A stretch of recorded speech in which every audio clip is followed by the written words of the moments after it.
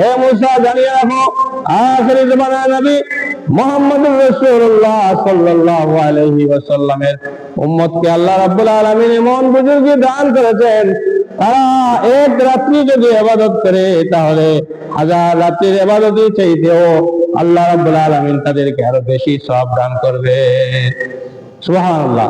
তাহলে উম্মতে মুহাম্মদী আমাদের ফ্যাসিলিটি, সুযোগ সুবিধা কার জন্য আমরা পেয়েছি? মুহাম্মদুর রাসূলুল্লাহ সাল্লাল্লাহু আলাইহি ওয়াসাল্লামের উসিলায় আমরা এইসব সুযোগ সুবিধা পেয়েছি। আল্লাহ রাব্বুল আলামিন আমাদেরকে এই সুযোগ সুবিধা দিয়েছেন। তাহলে আমাদের চলাফেরা, আমাদের আচার, আমাদের এই সব কিছু রীতিনীতি আমাদের উত্তম হতে হবে, যেহেতু আমরা শ্রেষ্ঠ উম্মত। শ্রেষ্ঠ উম্মতের শ্রেষ্ঠ চলাফেরা, সব কিছু শ্রেষ্ঠ হতে হবে। এর জন্য মানুষের কল্যাণের জন্য এই উম্মতকে বানানো হয়েছে, মানুষের ক্ষতি করার জন্য এই উম্মতকে বানানো হয় নাই। আমরা শুধু মানুষের ক্ষতি করতে চেষ্টা করি। এই জন্য ফুলতলি সাহেব রহমতুল্লাহ বলতেন যে মানুষের ক্ষতি করো না।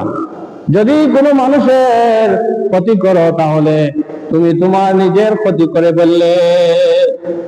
মানুষের ক্ষতি কখনো চেষ্টা করবে না, চেষ্টা করবে মানুষকে সাহায্য করার, মানুষের ভালো করার চেষ্টা করবে।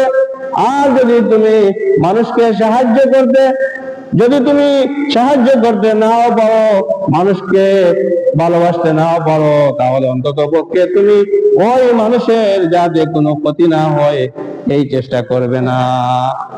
মানুষের কোনো যদি ক্ষতি করো তাহলে তোমার নিজের ক্ষতি হবে, সেটা অটোমেটিক ভাবে তোমার ক্ষতি হয়ে যাবে।